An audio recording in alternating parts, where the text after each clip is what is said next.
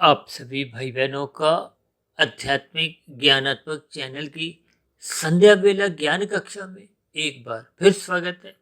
आज की चर्चा का विषय 3 शब्दों को लेके है, पकड़ना, भोगना और छोड़ना।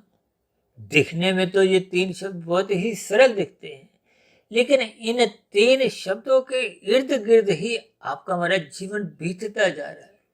देखिए, ये 3 शब्द प्रकृति के 3 गुणों की स्थितियों के लक्षणों के आधार पर हमने इनका एक चयन किया है।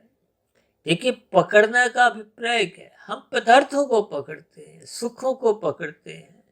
ये सभी स्थितियां आपके हमारे सभी के जीवन में कम अधिक बनी रहती है। इसीलिए तो शास्त्र बार बार कहते हैं कि एक साधारण मनुष्य का रजोगुण के प्रति आकर्षण बना रहता है। ये रजोगुण के कारण ही आप और हम संसार को पकड़ते हैं, इकट्ठा करते हैं, नीतिगत कार्यों से भी, अनीति पूर्वक भी। देखिए, मनुष्य कानून का उल्लंघन कब करता है? जब उसके भोग विषय बिगड़ जाते हैं। मनुष्य शास्त्र विरुद्ध अपनी दिनचर्या कब बनाता है? जब उसकी भोग विषय बिगड़ जाते हैं। ये 5 भोग विषय, गंध, रस, रूप, स्पर्श, शब्द, इन सभी भोग विषयों को जब तक आप और हम ज्ञान पूर्वक नहीं समझते, तो आपके हमारे जीवन में जैसी जैसी स्थितियां पहले के जन्मों के संस्कार द्वारा बनी होती, फिर वैसा वैसा आपका हमारा रुझान, दिनचर्या निरंतर इन सभी स्थितियों में जीने की अभ्यस्त हो जाती है। देखिए, प्रकृति के 3 गुणों की स्थितियों को ही हमने, देखिए, पकड़ना को हमने पदार्थों से, तमोगुण से जोड़ा है, क्योंकि शास्त्रों में पदार्थों को तमोगुण से जोड़ा गया है। आपका हमारा शरीर भी देखिए 5 पदार्थों का बना है, पृथ्वी, जल, अग्नि, वायु, आकाश। और इन पदार्थों के पीछे जो सूक्ष्म भूत हैं, उनको देखिए तन्मात्रा भी कहा जाता है, 5 भोग्य विषय भी कहा जाता है। देखिए, पृथ्वी का जो एक सूक्ष्म तत्व है, देखिए वो भोग विषय में वो गंध कहलाता है। इसी तरह गंध, रस, रूप, स्पर्श, शब्द, ये 5 भोग्य विषय है, जिनको गीता में भी स्वयं भगवान श्री कृष्ण जी ने अर्जुन के रथ के 5 घोड़ों की स्थितियों से दर्शाया। इन 5 घोड़ों की जो एक स्थितियां हैं, देखिए आपके हमारे स्थूल शरीर की 5 ज्ञानेंद्रियां हैं, 5 कर्मेंद्रियां हैं। ये 5 ज्ञानेंद्रियां क्या है? जो सुख भोगती हैं। किनका? 5 भोग्य विषयों का, गंध, रस, रूप, स्पर्श और शब्द। और इनको कौन भोगती? 5 ज्ञानेंद्रिय, नाक, जिह्वा, आंख, त्वचा, कान। और इन्हीं 5 भोग्य विषयों की प्राप्ति के लिए ज्ञानेंद्रियों के साथ साथ कर्मेंद्रियां भागदौड़ करती हैं, कर्म करती हैं, क्रियाएं करती हैं। देखिए, आपके दिन में जो इतनी भी भागदौड़ होती है, वो हाथ, पैर, वाणी, लिंग, गुदा, ये 5 कर्मेंद्रियां शास्त्रों में समझाई गई है। यानी कि ये 5 की जो 4 स्थितियां हैं, आपका हमारा शरीर देखिए 24 तत्वों का बना है। शरीर का अभिप्राय 3 शरीरों से है, स्थूल शरीर, सूक्ष्म शरीर, कारण से। जैसे ये माया का पसारा 3 गुणों का है। तमोगुण को पदार्थों से, रजोगुण को क्रिया से और सत्वगुण को ज्ञान से जोड़ा जाता है। हालांकि इन 3 गुणों की सापेक्ष दृष्टिकोण से कोई निंदा नहीं है। जो हम बार बार कहते हैं, तमोगुण की निंदा करो, रजोगुण की उपेक्षा करो और सत्वगुण की प्रशंसा करो, क्योंकि शास्त्र में ये एक सूत्र रूपी स्थितियां समझाएगी, जिनके अनुसार यदि आप और हम अपना जीवन जीते हैं, तो आपके हमारे जीवन में एक सात्विक स्थितियां मजबूत होती है। सात्विक स्थितियां मजबूत होने से फिर क्रमशः आध्यात्मिक उन्नति के दरवाजे खोलते हैं। मनुष्य कर्म योग, ज्ञान योग, भक्ति योग की स्थितियों में स्थित हो जाता है। देखिए, इन सभी स्थितियों का बोध यदि ज्ञान पूर्वक मनुष्य को जीते जी हो जाता है, तो फिर उसका ज्ञान पूर्वक वैराग्य होता है। गीता में तो स्पष्ट शब्दों में कहा गया है, इन 5 घोड़ों की लगाम को, लगाम का अभिप्राय मन की स्थिति से है। ये मन ही आपको हमारे 5 ज्ञानेंद्रियों को, 5 कर्मेंद्रियों को दिन भर धक्का देता है, उलझाए रखता है। अब ये वाला भोग भोगो, अब ये वाला भोग भोगो। ये स्थितियां तो आपकी हमारी, देखिए, ब्याह शादी में अक्सर आप और हम स्वयं देख ही सकते हैं। एक भोग भोगा, दूसरा, तीसरा, कभी एक स्टाइल पे कुछ खाया, फिर उस स्टाइल पर खाते खाते ही दूसरे स्टाइल पे नजर जाती है। यानी कि मनुष्य का जीवन ये पकड़ना, भोगना और छोड़ना की स्थितियों में ही बना रहता है। देखिए, दूसरी भोग को पकड़ने के लिए पहला भोग आप छोड़ते हो, यानी कि एक स्टार को छोड़ते ही आप दूसरे स्टार पे तभी जाते हो जब पहले स्टार को आप छोड़ते हो। ये सभी स्थितियों को हमने ज्ञान पूर्वक समझना है। यही स्थितियां आपके मेरे 5 भोग्य विषयों की है। एक भोग भोगा, फिर दूसरा, फिर तीसरा, फिर चौथा, फिर 5वां।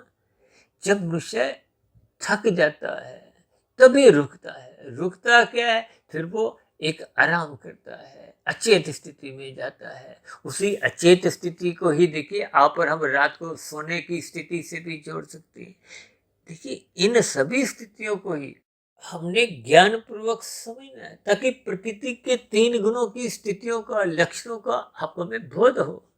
शास्त्र तो बार बार कहते हैं तमोगुण रजोगुण, यानी कि ये पकड़ना तमोगुण की स्थिति है, भोगना रजोगुण की स्थिति है।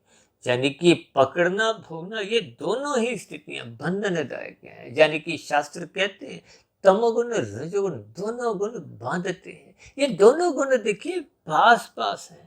हम भोगों को पकड़ते क्यों हैं?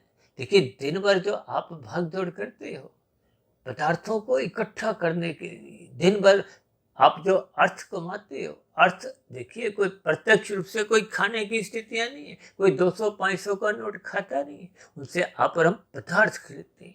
यानी कि ये पकड़ने की स्थितियां का अभिप्राय भोगने से ही, इसीलिए तो ये दोनों स्थितियां पास पास है। अब जो तीसरी स्थिति छोड़ना की है, देखिए पकड़ना को हमने काले रंग से दर्शाया, यानी कि ये एक तामसी स्थिति है, अज्ञानता की स्थिति है। जब ब्याह शादियों में देखिए आप प्लेट उठाते हो, उसमें एक सब्जी डाली, दूसरा पदार्थ डाला, तीसरा डाला, कुछ मीठा पदार्थ डाला। जब आप पदार्थ अधिक रख देते हो, भले ही वो देखिए खाए तो जाते नहीं। ठीक इसी तरह संसार में मनुष्य इन सभी स्थितियों को इकट्ठा करता है। पकड़ना कहो, इकट्ठा कहो, संग्रह करना कहो। देखिए लाभ की स्थिति के लिए आपको में पुरुषार्थ करना चाहिए। आपके हमारे जीवन की कुछ आवश्यकताएं हैं, परिवार का लालन पालन के लिए आपके हमारी कुछ जिम्मेदारियां हैं, समाज के प्रति आपके हमारे कुछ जिम्मेदारियां हैं, कर्तव्य हैं। ये सभी धर्म की स्थितियों को आप और हम ज्ञान पूर्वक यदि समझ जाते हैं तो फिर आपका हमारा इन पदार्थों को जो पकड़ने की स्थितियां हैं वो एक मर्यादा में रहती है। देखिए मर्यादा की स्थितियों का कहीं भी कोई विरोध नहीं। आपके हमारे स्थूल शरीर की आवश्यकता है, दाल रोटी चाहिए, लेकिन दाल रोटी में जब आपकी हमारी इच्छाएं होती है, मलाई कोफ्ता मिले, शाही पनीर मिले, खीर मिले, पापड़ मिले, सलाद मिले, देखिए ये सभी स्थितियां मात्र उदाहरण रूप में, इनके संकेत, इनके इशारे आपने समझने हैं। क्योंकि जब आप लाभ से लोभ की ओर छलांग लगाते हो तो वो राशि स्थिति है, और लोभ से कब संग्रह वृत्ति झुक जाती है। देखिए जब मन बुद्धि में यही स्थितियां होती हैं, और कमाओ और कमाओ और कमाओ, तो फिर वो संग्रह वृत्ति जन्म लेती है। और संग्रह वृत्ति में अनीतिगत कार्य कब मनुष्य करने लगता है, कानून का उल्लंघन करने लगता है, शास्त्र विरुद्ध कितने ही वो पाप कर्म कर जाता है, मनुष्य को इसका बोध नहीं होता। क्योंकि तामसी स्थितियों में देखिए जब राशि स्थितियों में ही मनुष्य का सत्संग छूटने लगता है, जब भोग वृत्ति नाचने लगती है। आजकल तो देखिए 24/7 विषय भोगों की स्थितियां ये मात्र पकड़ने भोगने के लिए है। यानी कि मनुष्य 7 दिन 24 घंटे एक भोग भोगा, दूसरा, तीसरा, चौथा, थकता नहीं है, यानी कहीं भी रुकता नहीं है। तभी तो आजकल देखिए ना, झूठ, छल, कपट, ठगी, हेरा फेरी से आगे बढ़ती हुई स्थितियां, आजकल तो कुछ घोटालेबाजी की स्थितियां पनपती जा रही है। इसलिए तो शास्त्र कहते हैं अपने जीवन में सत्संग को, सतोगुण को प्रथम स्थान दो, गुरु के प्रवचनों को सुनो, शास्त्रों का स्वाध्याय करो। ये सभी स्थितियां ब्रह्म मुहूर्त में करनी चाहिए। हम तो बार बार कहते हैं मोहात्मक स्थितियों से बचने के लिए रात को जल्दी सो जाओ, सुबह ब्रह्म मुहूर्त में उठ जाओ। ये सभी सात्विक स्थितियां आपका मेरा दिन में जब राशि स्थितियां, विषय भोगों की स्थितियां आपको में आकर्षित करती हैं, आपके इर्द गिर्द मंडराने लगती हैं, तो मनुष्य उन 5 भोग्य विषयों को अमर्यादित सेवन से बच जाता है। जब रजोगुण आपका हमारा अमर्यादित नहीं होता, तो फिर मनुष्य का तमोगुण में गिरने का तो प्रश्न ही नहीं उठता। जब जब रजोगुण बिगड़ता है, और रजोगुण उन्हीं का ही बिगड़ता है जिनका सतोगुण की स्थितियां कमजोर होती हैं, सत्संग होता नहीं। इसलिए तो शास्त्र कहते हैं जो मनुष्य सत्संग नहीं करता उसके जीवन में पशु वृत्तियां सहज ही बनी रहती हैं। और पशु वृत्तियां के आहार, मैथुन, निद्रा, भय, देखिए ये पशु वृत्तियां ही मनुष्य को तामसी स्थितियों में गिराती है। भागवत पुराण में तो स्पष्ट शब्दों में ही कहा गया कि 5 स्थितियों से बचो। वो 5 निंदनीय स्थान के हैं: धूत, कीड़ा, मदपान, स्त्री संग, हिंसा और अनित्यगत कार्यों से कमाया गया धन। देखिए इन सभी स्थितियों को जब आप रस पूर्वक भोगते हो, इकट्ठा करते हो, तो फिर निश्चित रूप से इन सभी स्थितियों में ही मनुष्य उलझता हुआ, यानी कि पकड़ना और भोगना की स्थितियों में ही उलझता हुआ अपने जीवन की अंतिम स्थिति तक पहुंच जाता है। और अंतिम स्थिति में तो देखिए ये सभी स्थितियां अपने आप ही छूटने लगती हैं, क्योंकि भौतिक स्तर पर जब स्थूल शरीर की मृत्यु नजदीक आती है, देखिए कभी कभी तो कुछ ऐसी स्थितियां भी आती है कि स्थूल शरीर अभी जीवित अवस्था में है, और ये सभी सुख सुविधा के पकड़े हुए संग्रहित साधन मनुष्य के पास उपलब्ध भी हैं, लेकिन कुछ भोगने वाली स्थितियां, आपकी हमारी ज्ञानेंद्रियां, कर्मेंद्रियां कुछ ऐसी रोगग्रस्त हो गई हैं।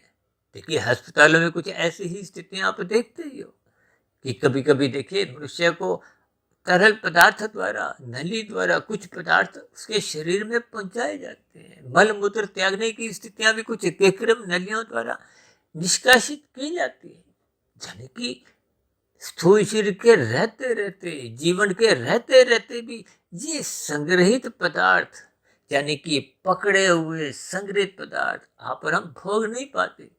और यदि इनको भोगते भोगते भी आपकी मृत्यु होती है, तो मृत्यु के साथ ही ये सभी स्थितियां छूट जाती हैं। भौतिक जितनी भी उपलब्धियां हैं, मान प्रतिष्ठा की सिद्धियां हैं, अक्सर मैं 5 भोग्य विषयों की स्थितियों को सुख, सुविधा, स्वाद, सम्मान, सत्ता से जोड़ता हूँ।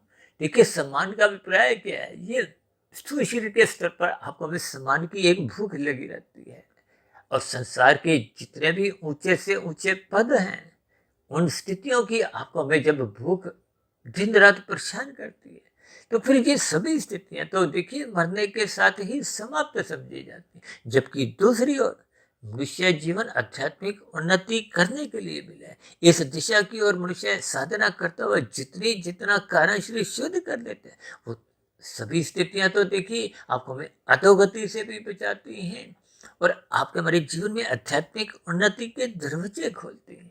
और आध्यात्मिक उन्नति मनुष्य जीवन में आप और हम जितनी भी कर लेते हैं, वो तो मरने के बाद भी सुरक्षित बनी रहती है।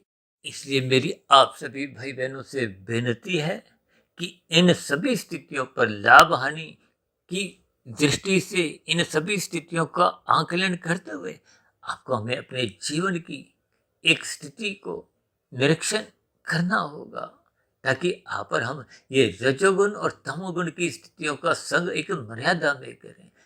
देखिए दाल रोटी लेना स्थूल शरीर की एक आवश्यकता है, यानी कि आपको स्थूल शरीर से संबंधित आवश्यक स्थितियों तक ही एक प्रयास करने चाहिए, जिसके फलस्वरूप आपका हमारा स्थूल शरीर भी रोगग्रस्त नहीं होता, और मन बुद्धि के स्तर पर किसी भी प्रकार के ये जो विकार हैं, काम, क्रोध, लोभ, मोह, अहंकार, जो अधिक रजोगुण बढ़ाने के कारण ही उत्पन्न होते हैं, ये तामसी वृत्तियां हैं। इन सभी स्थितियों को हमने देखिए आज 3 शब्दों के द्वारा समझाने का प्रयास किया है, ताकि आपका हमारा जो पकड़ना और भोगने की जो एक स्थितियां हैं उस पर थोड़ा आप विचार करें, ताकि मिले हुए जीवन में स्थूल शरीर, सूक्ष्म शरीर और कारण शरीर का ज्ञान पूर्वक आपको में बोध हो, क्योंकि मृत्यु स्थूल शरीर की अटल है, जबकि सूक्ष्म शरीर, कारण शरीर ये आगे की आध्यात्मिक यात्रा, चाहे भौतिक यात्रा में एक आधार बनते हैं। इसलिए हम सभी भाई बहनों को मिले हुए जीवन में सत्वगुण का अधिक से अधिक संग करते हुए आध्यात्मिक उन्नति के दरवाजे खोलने चाहिए, ताकि मिला हुआ जीवन सफल हो, सार्थक हो। इन्हीं शुभकामनाओं के साथ आज की चर्चा विशेष को यही विश्राम देते हैं। कल सुबह फिर मिलते हैं ब्रह्म मुहूर्त ज्ञान उपदेश कक्षा में। तब तक आप अपने आध्यात्मिक मित्र सुधीर भाटिया फकीर को इजाजत दें। फिर भी आज की वीडियो संबंधित कोई बात आपको समझ नहीं आई हो, या मेरी कही गई बातें आपको तर्क संगत सही नहीं लगी हो, या मेरी कही गई बातों पर आपकी किसी प्रकार की कोई शिकायत हो, आपत्ति हो, तो आपके प्रश्नों का, सुझावों का और शिकायतों का नीचे दिए गए कमेंट्स बॉक्स पर जब प्रश्नोत्तर ज्ञान कक्षा में सदा ही स्वागत है। अब चर्चा विशेष को यहीं विश्राम देते हैं। आप सभी भाई बहनों को बहुत बहुत शुभ रात्रि, और सुबह ब्रह्म मुहूर्त में उठने के लिए, इन सभी स्थितियों पर चिंतन करने के लिए, अपने जीवन को सार्थक दिशा की ओर मोड़ने के लिए मेरी ओर से बहुत बहुत शुभकामनाएं। इस चर्चा विशेष को ध्यानपूर्वक सुनने के लिए आप सभी भाई बहनों का बहुत बहुत धन्यवाद।